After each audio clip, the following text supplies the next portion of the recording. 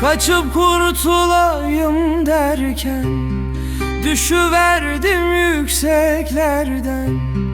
Burnundaki hızmaya, eynindeki fistana, alaz alaz saçlarına kurban olam ya.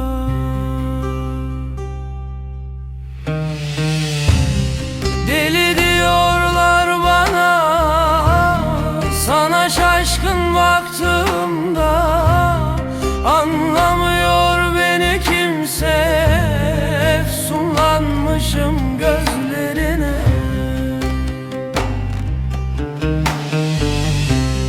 Bir selam vermedin diye ağlıyorum yana yana. Göğsüme vura vura kalmadı de.